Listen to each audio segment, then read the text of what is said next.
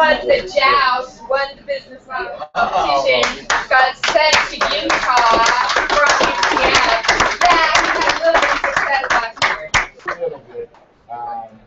So what I'm gonna do first is tell you about Picture Idea Wednesdays. Picture Idea. I'm gonna take out this because it seems pretentious. It's not worth it. So, Picture Idea Wednesdays, every single Wednesday, people stand up here, people sit down there, and students get to pitch their ideas and say, hey, this is what I'm working on. The winner of that day, basically, you just pitch your idea. It's not a PowerPoint presentation, you don't have to do one. It's not really a business plan competition. It's just, hey, let me pitch my idea and see how many students like it. If you're one of the top two, you get a $5 gift to the Peter spot at Business Fields. And then at the end of the month, we have a pitch off where you get $40, and you can go to 4 Rivers with that $40. So basically, it's just a place that you can pitch your idea, validate it, and get some help from other students in the audience. It's a great way to meet other starters and to learn from them and interact with them. So it's really not a competition, as you say, more like a showcase of what you've been working on. Make sense? We have a winner. Yeah, we have a winner here. Fieldsburg. He won the first one. And we have a bunch of winners in the room because Jenny got up and she did it yesterday. Yeah. And another one, Buddy Box right here. So do we have, how many slots do we have open for We have 4 slots open for next week. And I think it's about to be 3 because you're going to sign up. So if you guys want to sign up afterwards, just let me know. These are up here. I'll hand them around if you guys want them. And for Lala, I think today is going to be your day to share your success stories on entrepreneurship and lead the discussion. Sure. Because Boye seems to be running late. Yeah. And if they come in, we'll add them. And we always add people if they stand us up. These guys work with us here, so we love them. Yeah. But for some reason, They're not here. you're going to get the showcase. I'll just talk. So my name is Faladay. I work at the Launchpad.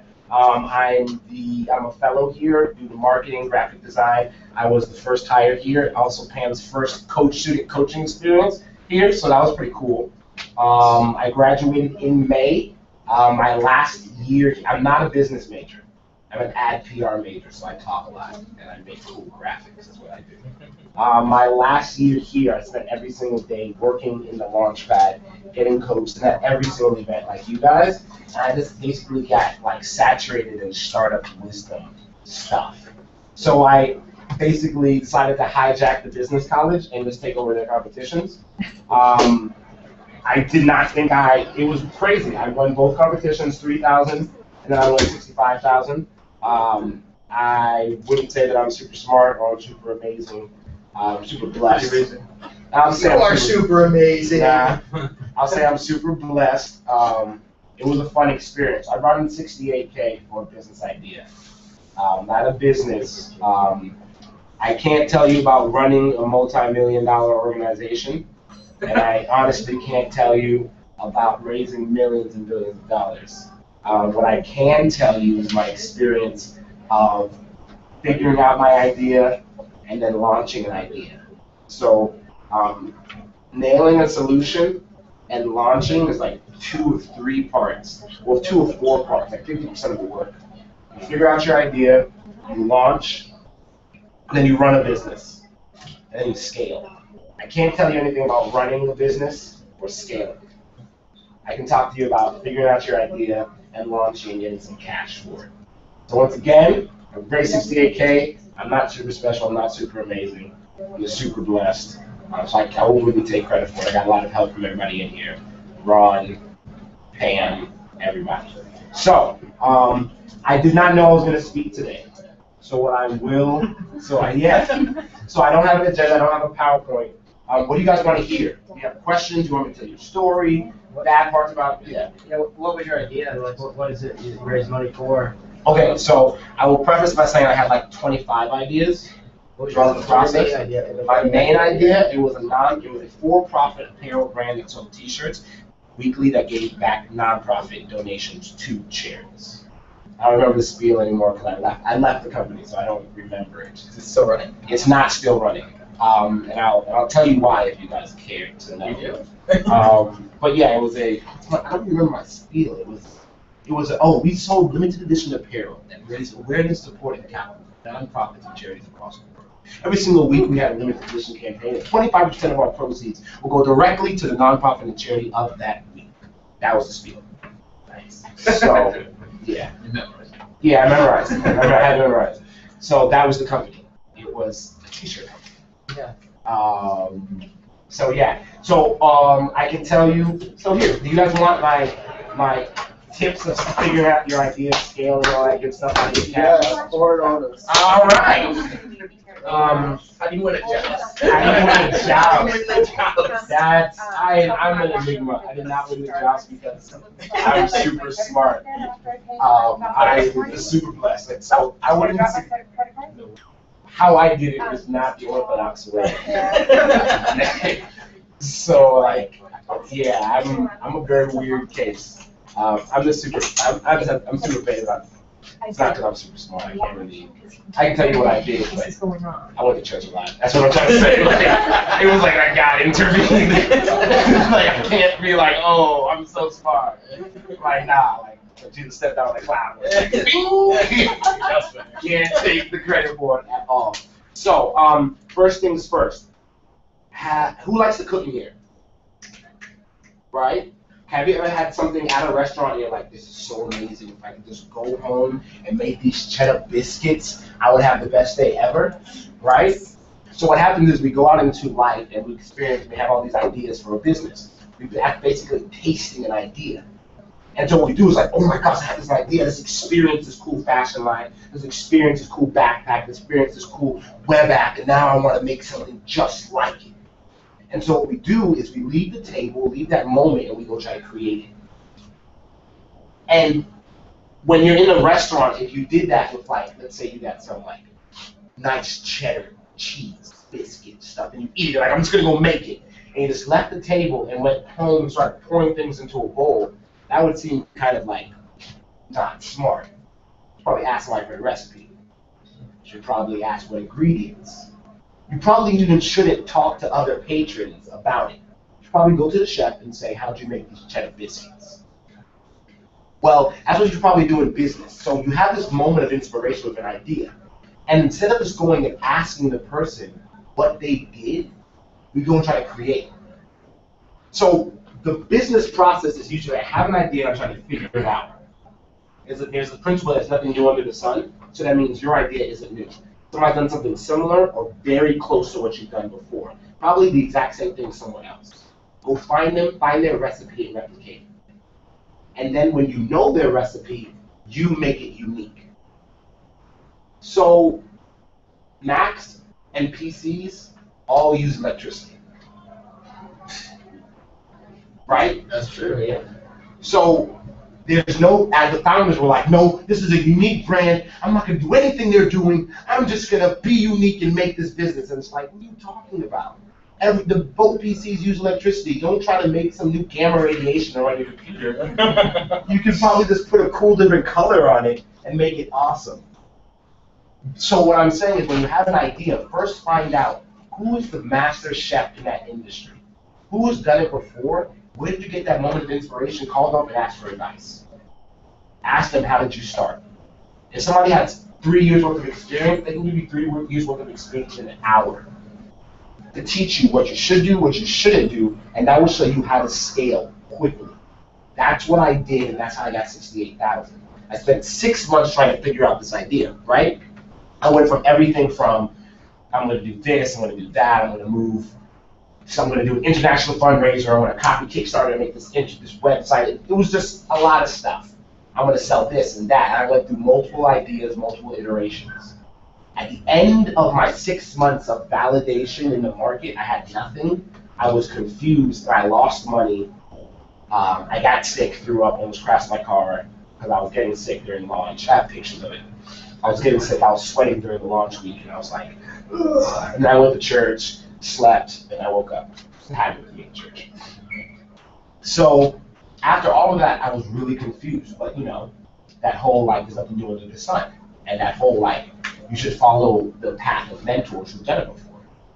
So I went online and I found a company at 7ly.org. I don't know if you guys heard of it. They basically sell limited edition apparel that gives $7 to charity each and every single week. Building block. They've done $3 million in donations over the past 3 years. Cons, charity water. Everybody respects them. They are the leader when it comes to cause of error. Like, they are the leaders. And I was really confused. I didn't know what to do, so I emailed the co-founder. Co-founder didn't email me back. He sent me one of those generic, like, autoresponders, and I was like, nope, I need a mentor. And so I tweeted the other co-founder, who's like 22, like I think he dropped out of high school or something, has had like 4 companies. I tweeted him, he tweeted me back. I tweeted him again, I transitioned him to DM, and I asked him some questions. I'm like, hey, will you mentor me? He's like, nah, I'm pretty busy. I was like, I'll pay, I don't care what, I just need your mentorship because you've done it before. He's like, I usually charge $500. I'm like, crap. Now, by this time, I had won the BMC, Business Model Competition. So basically, Business Model Competition rewards you for learning. So Business Model Competition says, how many people did you go out and talk to about your idea? That's it. That's how you win the Business Model Competition. You want the secret? Talk to a lot of people, have a lot of assumptions that fail. Guess at everything, go out and get those assumptions, and find a good idea by talking to people. That's how you win the BMC. And then document it. I'm giving you how to win $3 grand this year. Go out and talk to a bunch of people about your idea. Document your assumptions. Document their answers. Change and pivot your assumptions, and continuously do that until you get an idea that you and everybody you talk to create. And have a failure or two in the middle. That's how you win the BMC. So, I had a little cash, but I was like, I'll pay whatever you want. He's like, for you, I'll drop it to 150. I'm happy about that. Even like the whole Jesus thing, like these things happen. So I was like, 150? Yes! Right? So I paid him 150. In 1 hour, he saved me at least 100 grand of what he showed me, all the mistakes that they had made in the beginning. They showed me his future. He showed me parts of their future business model about how they were going to make their business more profitable and sustainable in 1 hour for $150. 3 years worth of experience, 1 hour, $150. I took everything he taught me. The next week, I was already in the business plan competition. The next week, used what he taught me to pitch to investors in a crowd. And I won 68K, 65. So the lesson from that is, you can spend 12 years figuring it out by trial and error. Or you can find somebody that's done it before, ask for their advice, use their foundation and building blocks to get where they are, or at least say, I know how to get where they are, and then when you get there, differentiate. Simple as that.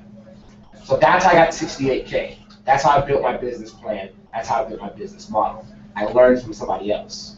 I threw my ego to the side and said, yes, I want to build a business, but you've done it before. So yeah, that's how I got 68K. After it took me 1 hour of learning.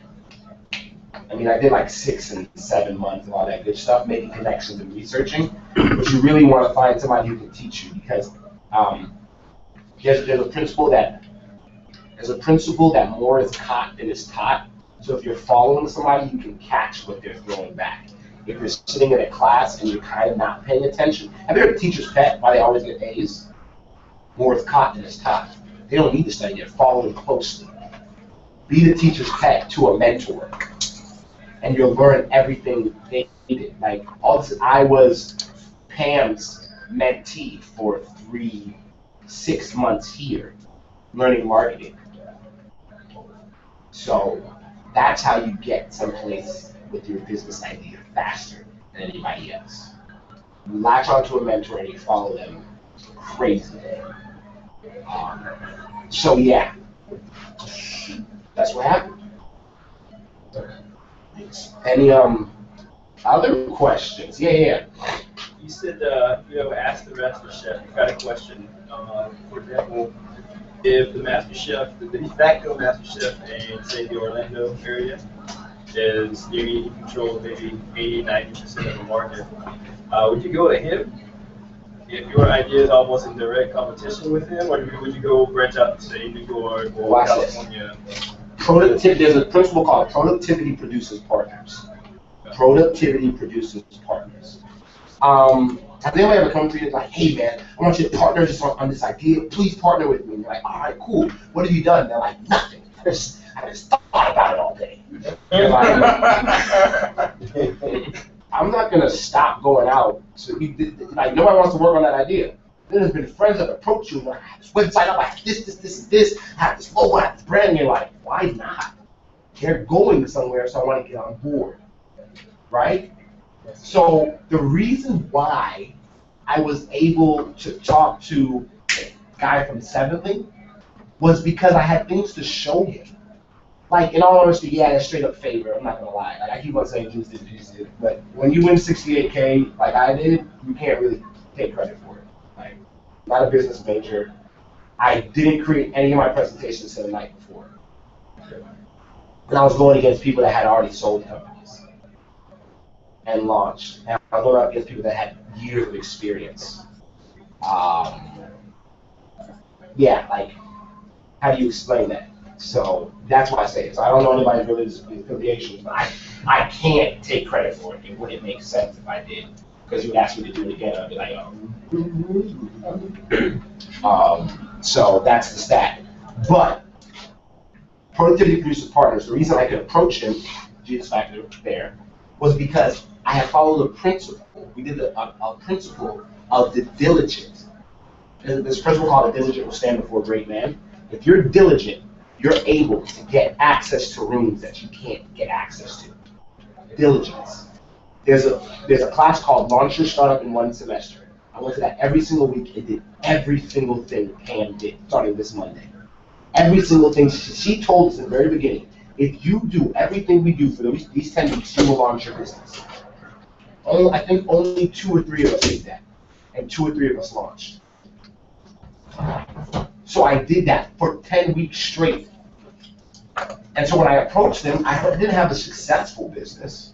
She didn't say launch your successful startup. She didn't say launch your multi-million-dollar startup. She said launch your startup. I launched a startup. Failed miserably, almost crashed my car, was sick.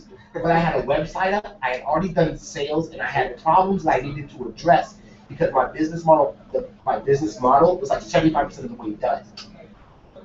And when I didn't call him and ask him, how do you start a business? That's what we're for. I didn't call the CEO and waste his time and say, how do you, I don't know, how do you choose a font? I didn't call him and ask him that. I didn't waste his time. I was paying $150. And if anybody ever charges you for advice, don't get mad. Because excellence isn't free.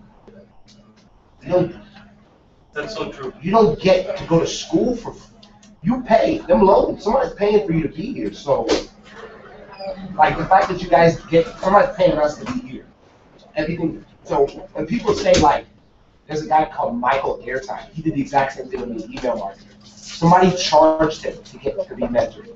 And he, while going to school, paid some guy to video chat him. And was paying him like $1,000 a session to learn how to email market. Next thing you know, now Michael Airtime, a student, is bringing in thousands of bucks how to email market. If I have the wisdom to make you millions of dollars, I'm not giving it to you for free. It's just not happening. It's just not happening. So like when somebody ever tries to charge you to get advice, one, check out their credentials. But if the credentials are straight, don't be like that. Because the more you pay for it, the more you'll value it. The reason why some kids don't value school is because they're not paying for it.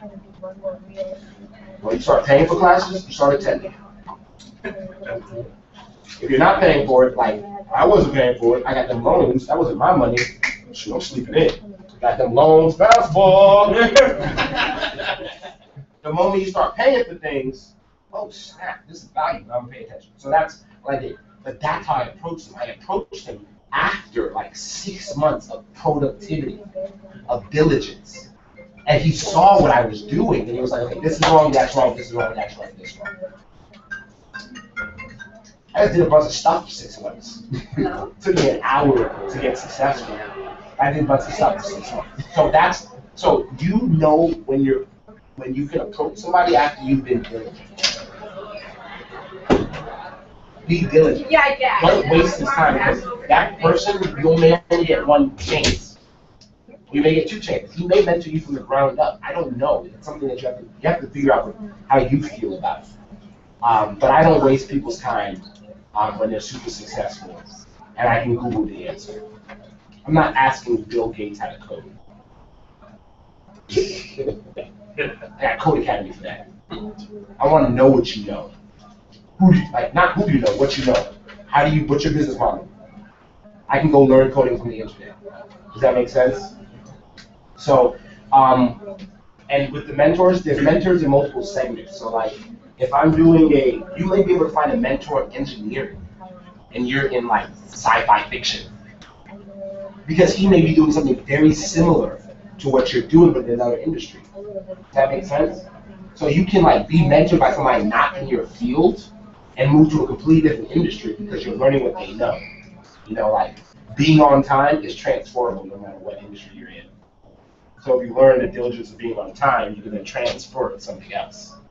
No matter if you're a photographer, no matter if you're doing money box, no matter if you're doing a moving company, it doesn't matter what you're doing. Does that make sense? So you can transfer things from industry to industry. You're just looking for somebody that has used the similar ingredients to create a similar recipe. It doesn't have to be the same recipe. If you want to create cheddar biscuits, find somebody that's created biscuits. Learn the basics of creating biscuits. Find somebody who knows how to make some cheese. You know, if you find somebody that makes cheddar biscuits, that's great. But if you can't, then piecemeal your mentors together. That's why we have a lot of mentors here. So, sorry if I interrupted, but so you're giving incredible advice. The question I have is, if I'm not sure so I've done a lot of work with this idea, but I'm not sure where I stand in terms of, because I know I need help. I don't know where I stand in terms of what to ask them for. I know I will. You can't just ask them, tell me how to be successful. They'll just be like, CFO. So what I'm trying to do is take a term. You know, I have a concept around this term, and this is not a monetary idea. So I want to take this term and I want to get this term out there. Feels good? No. The other one? Okay. So you want to get the term successful. I want to, because people don't have the right word for it, and they're using the wrong terms for. It's more of a language, really, more than just a term. How do you even go about mentors? See, I try to read to English people, and they don't get the half this crap. They're like, they told me that. I went to other people, and you know, they're like, well, go to people who know how to do English work, because it's writing. It's not writing. It's more than. It's like building a brand almost. Okay, so there you go. Bam, right there. You talk through it to yourself, and you're like, what question should I ask is very important. Right. What question? Because when I talked to the mentor, I asked him, like, I was thinking to myself, what question am I going to ask him? I figured out my problem. So you want to find somebody, theoretically, and I've never got, and I always say this, I'm very transparent. I've never got a technical term and branded it out into the market where the whole world uses it. Never happened before, so I can't give you the models of success. Do you think that, actually, that's a bad question, go on. But so I'm just going to preface that. I've never done it before, so I can't tell you how.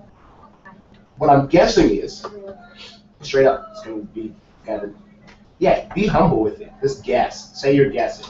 If you say, I don't know, but I'm working on it, I trust you a lot more than if you say, oh yeah! And I'm like, I don't think so. I don't know, I'm working on it. What's bad with that? They don't know that you're really Googling how to spell. They don't need to know why are you on the working process. Exactly. They don't know you're like typing like this. They don't need to know that. But you need to tell them, I'm working on it. How are you gonna make it money? I don't know. Parents call you. What are you gonna be when you grow up? I don't know. When I'm working on it. No, they don't need to know that it's like only 1 hour a week. But still, you're working on it. Should probably increase it to more. And here's the guy that actually is supposed to be here. He got some calls from Pam. Yeah. So, I'll let him take over because he's actually gone through the investment process with an investor on a very technical and hard idea. that's like well fleshed out. Yes? So that's Did you run here? any did you come from karate practice? No, but Did you just wake up? no. I'm getting to my story. He's working on it. Okay. He's like a black belt. He's like a black belt. That minute you let me take over. All right, I'm just gonna answer your question. What I would say is find someone in an industry that has built a technical brand, Brand, yeah. like Ruby on Rails. Right. Doesn't that have a very strong brand behind it? Yeah. Yeah. Well, Rails, yeah, particularly. Ra- Ruby started, and then Rails took over the whole thing. Yeah. So you want to start looking at things like that. It doesn't have to be exact. Of course, yeah. But like anything that's like Bootstrap has a very strong brand. Stuff had Twitter in it. Yeah, that's true. I don't know. You want to look. I don't know. You might want to look at Reddit or something like that. The searching part, you have to just begin searching. You'll discover more as you search, but that's how you do it. And once you find them, you just follow them super closely. Yeah, exactly, right? Yeah. Thank you. No problem. Your turn. All right. So you want to know what it's like to take investment money? When the Someone lawyers has to call, take you pick up the phone. That's actually where I was. I've been on the phone all morning with lawyers, and as soon as I get out of here, I gotta go have more phone calls with them. That's what happens when you take money from people. They like their lawyers knowing where it went. But, just so I can get a quick overview, how many of you guys are a STEM background or have a STEM-focused idea? Okay, a handful. STEM, science, technology, engineering, mathematics. Okay. All right, everyone else here just wants to know about raising money? Raising venture capital? I hope so. All right. So what my team did, there's a team of, there's 7 of us. What our team did is we found a new way for cooling technology, cooling high heat machinery that is more reliable, more efficient, more cost effective. And right now what they're doing, think to your car. Everyone here has a car, right? You've got that water pump in your car, and every couple of years it breaks.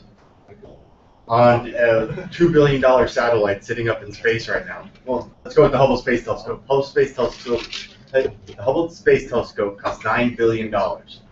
It's using the same pumping technology that your car has. You want a $9 billion satellite that's sitting up there that costs $1 billion truly to get up there and make any kind of repair to be using the same kind of pump that your car has? I mean, the pump in your car breaks every couple of years and you got to replace it. It's using the same technology. So what we did is we developed a non-mechanical system because it's the mechanical pieces in your pump that actually cause the pump to break. So what we did is we found a way to move that cooling liquid without having a mechanical action. And that reduces the cost. It actually takes less energy to move the liquid because you have less parts that you're trying to move. It's more cost effective. We could build it for significantly cheaper, about half the cost of all your mechanical parts. And it's more energy efficient. I went over energy efficient. I went over cost effective. It's more reliable. You get a much longer lifespan out of it. As of now, as long as you can put electrical power to it, it's not going to break. Simple part of it. If it does stop pumping, all you do is you hit the restart button, restart the cycle, and it'll start moving the fluid again. That's the beauty of it. That's the way it works. So that was our idea.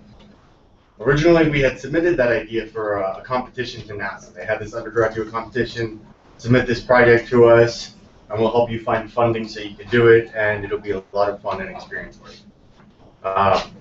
At the time, they were accepting 50 applications, but there were over 500 that were submitted to them. This was right before the sequestration a couple years ago, and that sequestration got us cut from the list, otherwise we would have been on that funding. So we had to sit back and figure out how we could do this without government support. You know, we knew that we had a nice, pretty letter of validation from NASA that said, if you guys can figure out how to do this, we will love it, but we cannot help you at this time. So that became our goal. That little letter right there became our bread and butter for talking. And we took that the whole 9 yards. We had conversations. After that, we had conversations with NASA's chief technology officer, pretty much their head of R&D. We got started with her. How do we go out? How do we get money? How do we raise money for this kind of stuff? And that didn't really help us. She's a research person, not a fundraiser. Dead end. But oh well, it was a nice conversation to have. So pretty much we're just here in the launch pad. We started here in the launch pad back in May of last year, before this place here was open. It was just Pam at the time. And she helped us get started. We didn't know what a business plan was. We didn't know what a business model was. We didn't know any of those business terms. We just knew we had technology that people would want. So we got to work with Pam. She helped us figure out what a business plan was, what a business model was. She helped us get financial statements, financial projections, everything. And we had all this cool work together. And then we met a gentleman. His name is Steve Felkowitz. He's on the board of trustees for the College of Business. But he owns a huge distribution company down in Miami. He doesn't know anything about STEM. Not a science guy at all. But he smelled the potential we had. We had a nice letter from NASA that said it was something they wanted, and he took that for us. He was like, all right, so let's figure out what we can do. Didn't commit to an investment to us at this time. He was just working with us to try and find an investment. And we started working with him a little bit more. At one point, we got in front of Florida Hospital. For those of you who do not know, Florida Hospital is the second largest hospital system in the entire country. Their profit last year equaled Boeing's revenue. That's kind of an idea of how big of a hospital they are. And we met with their CFO, and we pitched their CFO. Now, they're nonprofit, so they're not actually allowed to do an investment with us. They just have that money to invest back in their hospitals and their patients. But what they did is they got us in front of GE's CEO. And we pitched the GE healthcare CEO and about 59 of his other executives from across the world. We had GE technology executives all the way from China fly into Orlando for our pitch. Wow. We pitched all of them, and they all loved us. So then we got in front of GE's healthcare board, their venture capitalists. And they came back to us, and at this point we're just asking for a small sum. We're asking for like $1 million so that we can build a prototype. And they're like, well, we don't do an investment unless you're asking for $100 million. Yes, sir. Oh, camera? Just so you know, there's a camera. Don't secret sauce. Okay, secret sauce. No, don't if you don't want it online. Okay. So we had that from them, but we had validation that they were interested in it as well. So Steve Felkowitz came back to us, and he was like, okay, you've got a lot of people interested, but you're in a pickle, so I'm going to help you out. And he did an investment in us. He did that $75,000 investment in us. Nowhere near what we were originally asking for. But what that investment did for us is it allowed for us to get our patents. Once we got patents, as you guys know, intellectual property is the bread and butter of everything. Even if we don't go out there and build it, if some other company out there, just because we spent $75,000 getting patents, some other company out there could say, well, we want to buy that patent from you. And they could buy it from us. So we've got that option open to us, but it's not what we're doing. Now that we have this patent, though, what we're doing is we're talking to a couple other venture capital firms in the area that $1 to $2 million is pennies for them. And we're working with them and we're raising that money because that's what we want to do. We're building a prototype. And then we're going to go back to GE when we're ready to ask for that very large sum of money. That's kind of a very general story. We didn't just, it's not just our technology that got everyone motivated to want to put money behind it and love us. NASA, unfortunately, when we first went to them before we knew what we were doing, they didn't believe. They loved the technology, but they didn't think that we could do it. And that's important. So we had to learn to do was how to pitch them, and that's very important. Because when you're pitching an investor, it's not so much what you have, but what you can give to them. So Steve Felkowitz, all he asked for was that we help him retire, and we're doing it. So I'm going to pause it there, and that's the most important thing I want you guys to take away, and I'll help you guys ask questions. We're on the shortened time. The most important thing anytime you're dealing with an investor, regardless if it's your best friend or your mom or a true venture capitalist, it's how you can return that money to them and what you can do for them. So that's ultimately what they care about the most. It doesn't matter what your idea is, they want to know how they get their money back or how they get a return. Even if they don't want their money back, if you're doing some type of non-profit cause, they want to know how is their money returned to them. And it's with their goodwill for the people you help or regardless. So that's the most important key factor you guys need to remember. Anyone have any questions? How, when sharing what you guys had developed for the design of this idea, how were you able to protect that so you got to the point where you could actually fund that? like actually get the patents to fully protect it? Okay, so Or what are the legalities behind being able to share all this with companies that could easily just do it? So you do have the option of a non-disclosure agreement, an NDA. So anyone that we talk to could sign an NDA, and then it's really up in the air about whether it's defendable or not. I spoke with a gentleman from Texas Instrument last year, who his take on that was, Texas Instruments is a very big company. They don't just do calculators. They're a huge company. When I was talking to him about that, he was like, yeah, signing an NDA is going to cost us $10-50 million to break out of, win in court. But that's $10-50 million for us. That's pennies. That ruins the small company who we're taking the technology from. So he doesn't believe in doing that kind of crap, because he understands that if he wanted to, they could spend enough money and defeat it. Our lawyer is actually awesome enough. He has sued companies for over $1.5 billion in litigation and everything like that. He's working for us pro bono up until recently. And one of those companies he'd sued for many hundreds of millions of dollars was GE. So we felt comfortable doing an NDA with them, but we never did. But I mean, that was our comfort level going into that. Is we knew we had a top-notch attorney who could win that for us and help us out. But the biggest piece for us was NASA validating. That piece of paper that NASA said that said, you guys, this technology is amazing, make it work. That was our bread and butter. We didn't have to talk about that because no one ever got to the point where they asked, let me see the 20-page research paper you guys have on this about how you're actually going to do it. We told them the benefits and how they're going to get their return. We showed them the letter from NASA kind of validating that they approved of it, and that was all anyone ever needed. So they didn't know how to do it. You made it so that they didn't know how to do it. Yes. Just trade secret. We went trade secret route. Trade secrets mean there's no patent. There's no one that actually knows how to do it except for you internally. So SpaceX does everything based on trade secrets. SpaceX does not have any patents. They do everything in-house. Engineers who work on it know how to do it, but no one else knows how to do it. So that's that. That being said, you still have to be very careful. We've had meetings with a couple people, very technical people, brilliant people that figured out what we're doing just from our one-liner. We do non-mechanical pumping for applications in high-heat machinery. Literally that one-liner, Dr. Swallow, he's the VP for the Office of Research and Commercialization. He's in charge of all research here at UCF. He founded the Creole, the physics building over here. That's what he's known for. We told him that one-liner, and he's like, oh, so your secret sauce is blah, blah, blah, blah, blah. And he went on for 30 minutes, and we're just like, shit.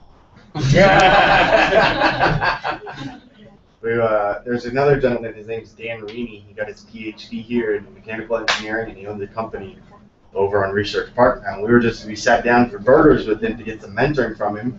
We gave him that one-liner. Again, he was like, oh, so your secret sauce is da-da-da-da-da. So we eventually gave up giving our one-liner out to tech people because they figure out what the hell we're doing. Why isn't it profitable for them? What do you mean? Like, if they know the secret sauce, you know what I mean? Why? So guys like Dr. Swallow, he's an educator. He doesn't really care about going out and doing this himself. He likes where he's at. The dude's in the 60s. He's out to see students succeed. Dan Reeney's in the same boat. He's got his company. He's doing his thing. He doesn't want to do our thing. He knows what our thing is, how awesome it is, but that's not where he knows. That's not what he wants to do. And ultimately, we will kick his ass in court.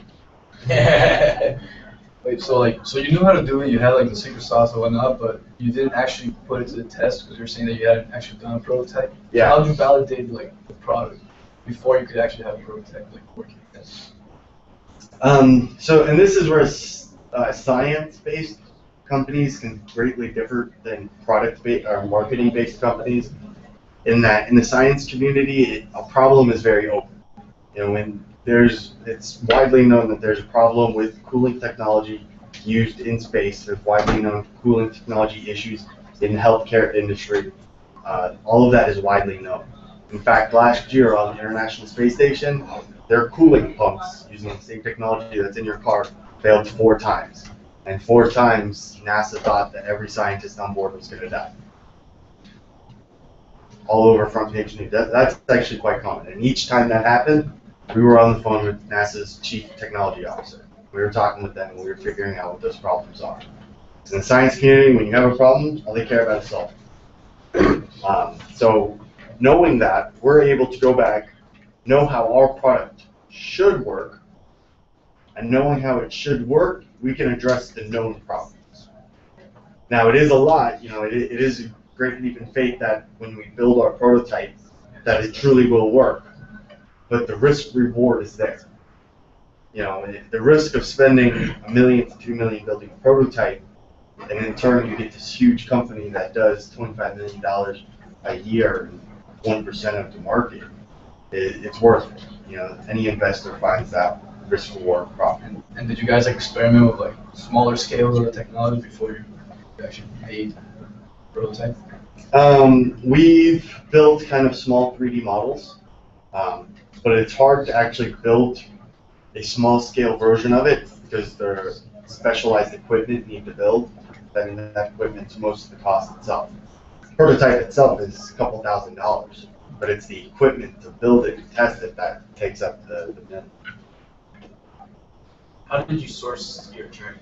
Like how did you partner with him? And because I feel too like if I'm communicating with an attorney, even if I had an NDA for him to sign, you know, I think to an attorney I feel more vulnerable than to an actual venture capitalist. And to piggyback off of that, at what point did you obtain your attorney? So this was actually the first attorney that we spoke to. It's the first intellectual property attorney we spoke to. And when we were searching for attorneys, we spoke to Pam. We wanted an intellectual property attorney, but we want one with an engineering background.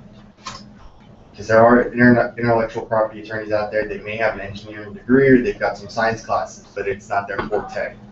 Our gentleman was actually head of R&D at Harris Corporation before he retired and then became attorney. The reality is, attorney is his retirement job. Wow. That's a hard worker. What was that? That's a hard worker. Yeah, he's a hard worker. So when we had the criteria of what we wanted for our attorney, wanted him engineering background, true engineering knowledge, not just the degree, but the engineering knowledge, intellectual property focus. We had our list, and we got to work. You know, we called everyone we knew in our contacts. Pam called people she knew, and we came down to this gentleman. He's in South Florida. But we met. We had a phone call with him, kind of talked with him a little bit about his background, and we just drove down there to talk to him. We had a meeting, and we talked to him. We brought what we had at the time, which was about 3 pages describing our technology. And he looked at it and he was like, "This is awesome. I'm going to represent you guys until you can pay." And he knew what we were doing. He didn't get it from the one-liner, but he got it from the 3 pages, which was impressive when you see what those 3 pages looked like. But I mean, that was our selection process. We knew what we wanted, and we just went out and talked. Now you said you're more concerned about an attorney taking it than a venture capitalist. Attorneys, when you meet with them, you automatically get their attorney-client privileges. If an attorney steals his stuff from you, you can take him from court, prove you met with him and you talked about it, and then not only does that attorney lose his ability to practice law, but he's got to turn over any money he's ever made from the project over to you. Simple as that. For us, we just signed an attorney-client privilege thing. Hey, you're attorney, we've got privileges, yada, yada, yada. When you're dealing with a venture capitalist, you don't get attorney-client privileges. They're not representing you.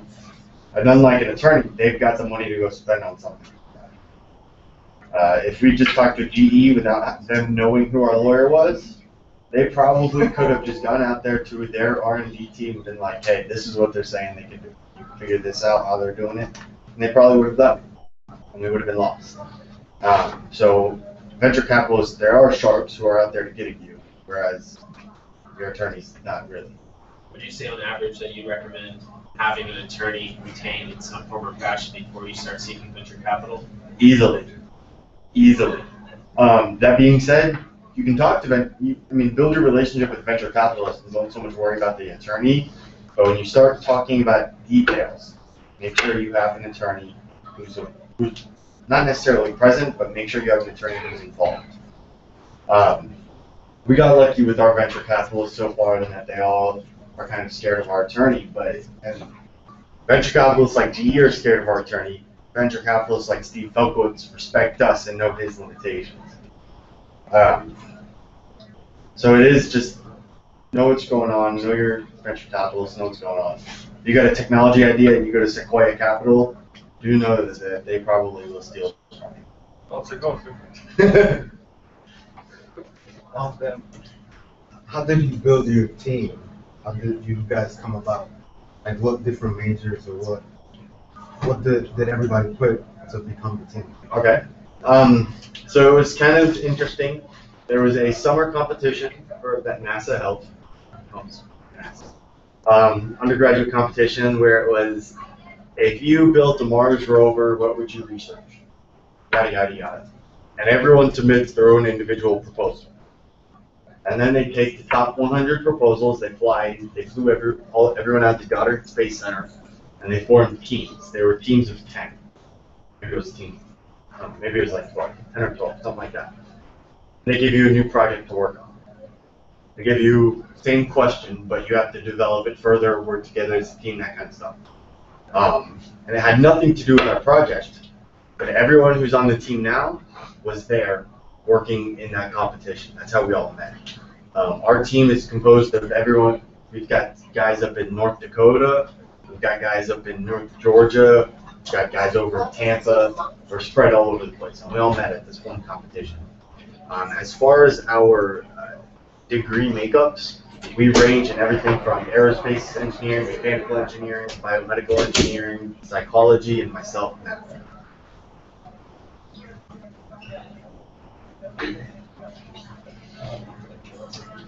No, that was actually what I was going to ask. Okay. I was just trying to think.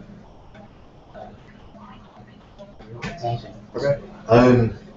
Moving forward and building new team members, because obviously we got pretty lucky when we found our team members and started from there. We have had some additional hires.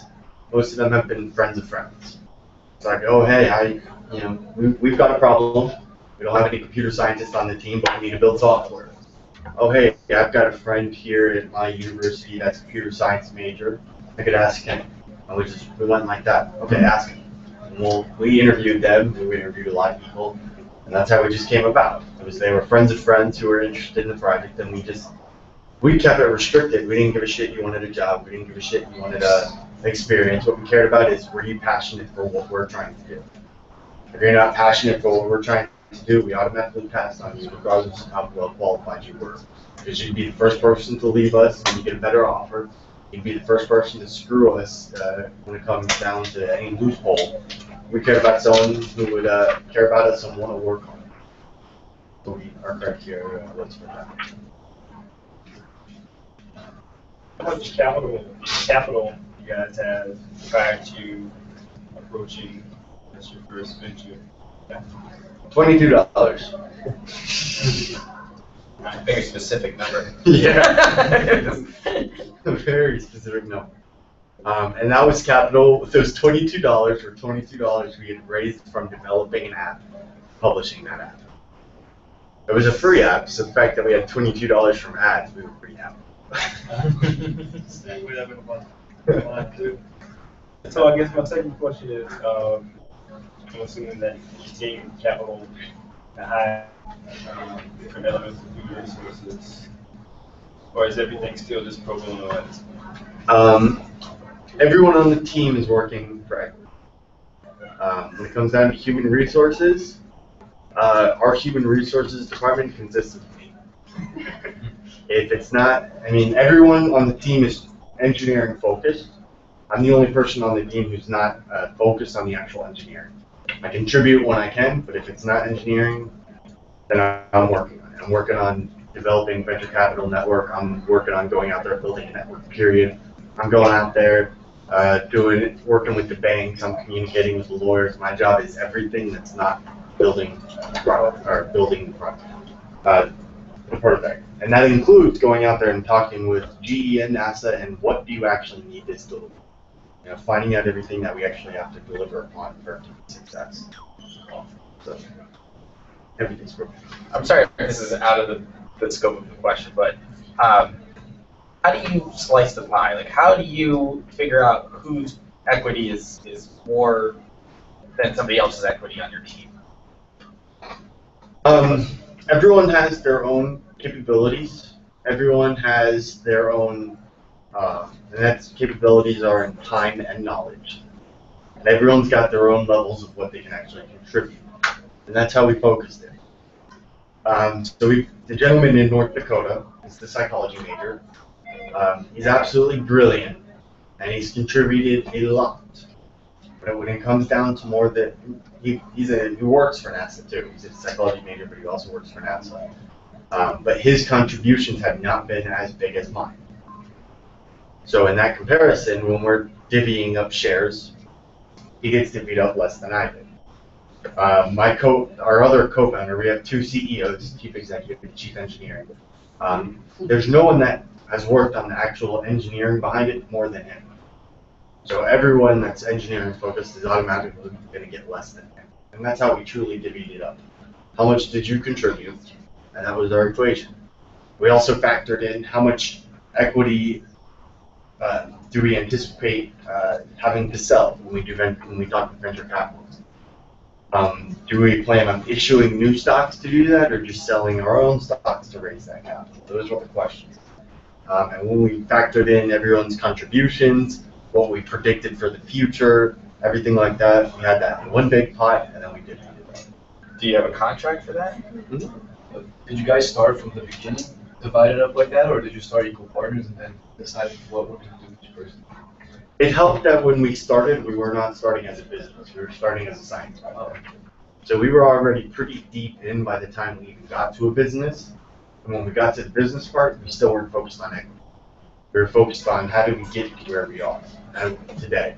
And it wasn't until we really started talking to venture capitalists that like, how much equity does everyone own, that we had that serious conversation and we divvied it up. We were not secretive about it. We were like, hey, you get X amount of equity, you're getting X amount, you're getting X amount, you're getting X amount, you're getting X amount, we're getting this amount. So everyone on the team knows how much equity each other has. And everyone's like agreed, like I agree, that's my work, and that's how much I believe. Yeah. Turned out well. Yeah, I wouldn't expect that to be easy. Yeah, I know it could be some time for like discussion of who's gonna get more, because I mean, how do you really like prove that you put that much work in? That's easy enough, and when that comes down to patent filing. Patent filing actually has something that's a contribution of the work you've actually done. When you submit your patent, if you have just one patent doesn't have everyone's name. Each individual piece of the patent has the names that worked on those individual pieces. So if your name appears once on some insignificant piece, that's going to be representative about the kind of work that you've been doing. So there really wasn't any discussion there. Everyone knew what each individual person worked on, because we all worked on it together. So it's just very widely known, hey, I've worked on this much, you've worked on that much, this is a fair amount. And then we explained to everyone how we actually did the math to divvy it up. We didn't just say, this is what you have, right? This is what you have, here's why, here's the math formula we used, here's what we predict for the future, don't worry. When we start issuing more rounds of money, or more rounds of equity, you guys are going to get compensated more too. So, if you have a prototype, right? So like say, and this is not particularly about your idea, but if I have a prototype that I think could work out, where can I start? Like you guys said, the competition, now I'm thinking about the same thing. Where do I start with? Like what competitions are, because my idea is a STEM idea, but it's not like space stuff, so NASA probably is already out of option, right? Yeah. What other local competitions, contests, it could even be UCF for all that matter. Where could I start? Because that's a really good leverage. If you go to the venture capital and say, NASA validated my idea, they're like, okay, now I'm listening to you. Yes. So where do I go for that if I want to, it's a cryptocurrency stuff idea, so it's that, probably just primarily math. I have a cryptography background too, so that's where I would go with that. Do you have any local pointers here? I'd say go to a bank. But I mean, that no expertise based on that. What you could do. He's telling me to wrap it up. We could talk afterwards. It's fine. What I would do is don't worry about a competition. Competition route worked for us because we're going into an industry that is very tough to crack, and it didn't. Competition wasn't even really for the business. The competition was for our idea and validate. The idea has changed a lot since the competition. Once we started getting into what does a business actually mean, I mean, it's truly changed from just cooling to how do we cool, how do we interface, how do we actually build a product that can be used. So for your, I mean, if you have the prototype, I just showed the prototype to someone. Show the prototype to your venture capitalists. Show the prototype. I mean, you could show a prototype on Reddit or Hacker News. And if you write an article that talks about your prototype with a nice video demonstrating it, if Hacker News, you get 1,000 likes on it and 1,000 comments. That could be It is incredibly hard to get to 1,000. I tried to have 5 likes. Then I tried again the next time. I got 10, then 15, and then the last one got 0. So the way I see it, you got 30 likes. I did. I was pretty happy with that. I am. My Hacker News account has 30 karma points. I'm really happy for that. All right. There's also Hacker News equivalents for cryptocurrency and things like that. So we'll try and find that out. Those are, likes is hard to get. Yeah, they are. All right, everybody, thank you very much. And we have a tradition at the launch pad. First, we give a round of applause to everybody that spoke, which you just did. The second thing we do is we head to the front and take a group picture. So we're going to do that. Just want you guys to know, if you would like to participate in Pitch Your Idea Wednesday, you can see me afterwards, and I'll sign you guys up. And if you would like an appointment just to talk about an idea, work on a venture, or anything like that, even if you're not serious about it, just run an idea. Hey guys, you guys were not listening, so I'm going to say it again. If you were inspired by what happened today, you can come see me for a coaching appointment. A lot of you have already. It's a really easy way to get started on whatever you're passionate about. So no commitment. We just help you get your gears turning so that one day you can end up maybe where Jonathan is. Woo! All right, so let's take this picture. John, take over. Let's do one serious photo and let's do one funny. So I want you guys to get like really close to each other. Touching thing from yesterday. Let's forget about it. All right, seriously though, I can like maybe just put it in front, and you guys can just like move over at a person's width right there. Like move over maybe.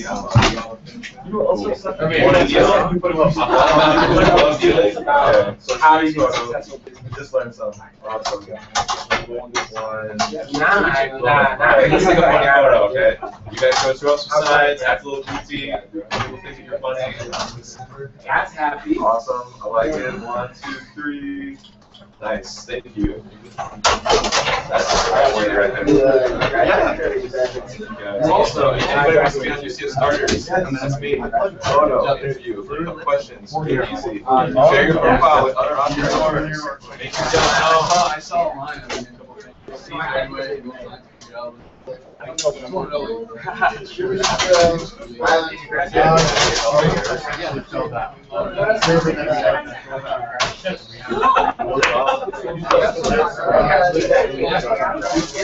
I don't know. I work here.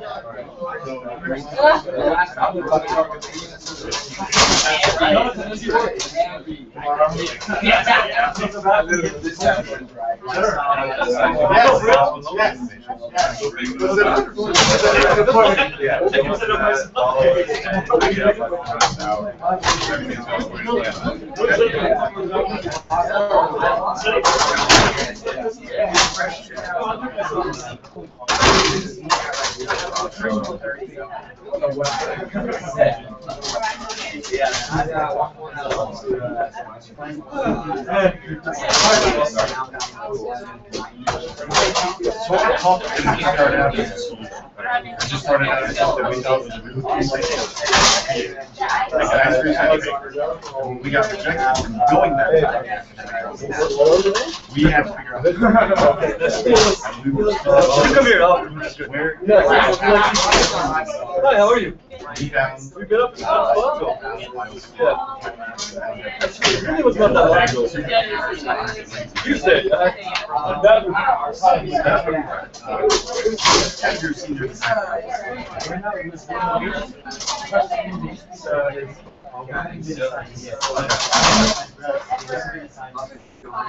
Okay.